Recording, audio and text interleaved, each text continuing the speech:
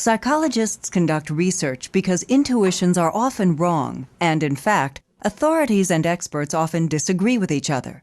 Over time, scientific methods allow psychologists to make claims that are likely to be true. One key method of research, called correlational research, examines whether or not two variables are related. When two variables are correlated, then knowing one variable allows you to make good predictions about the other variable. Let's look more closely at this method by examining a correlational study on media violence published in 1972 in American Psychologist.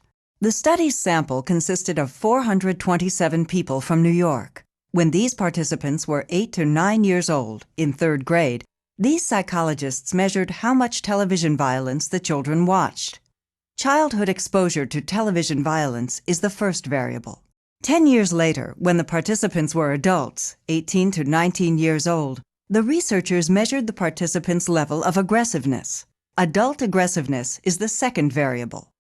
The researchers examined the correlation between childhood exposure to television violence and adult aggressiveness.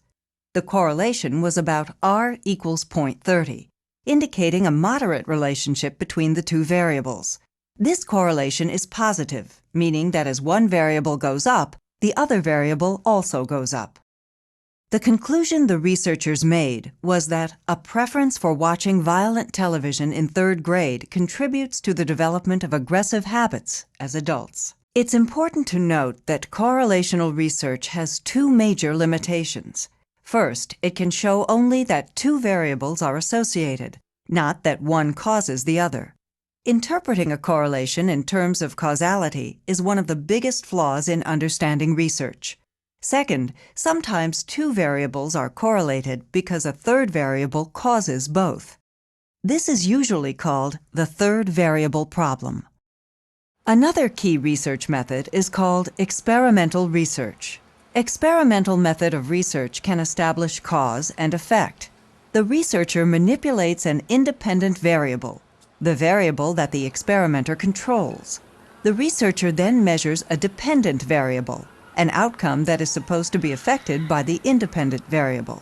To illustrate experimental method of research, we staged a hidden camera scenario that had a student volunteer lay on the ground in two areas of a college campus to see if anyone would stop and ask him if he needed help. The independent variable in this experiment is the setting, as we had the student perform the action in an area with a lot of foot traffic and then in an area that was much less busy. We wanted to illustrate by this method that in busier areas, people are much less likely to stop and ask someone if they need help.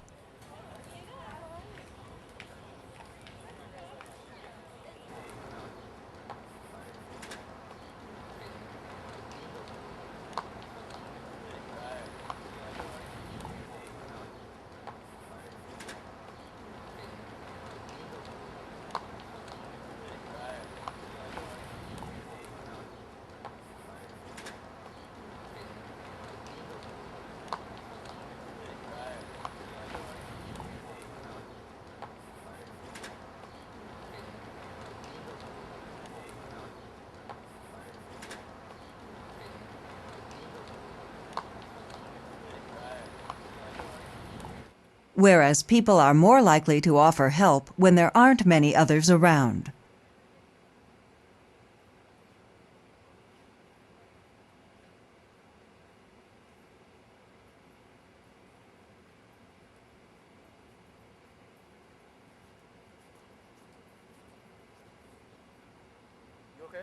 Yes, actually, I'm fine. I'm doing a hidden camera Our experiment. dependent variable measured that exact outcome.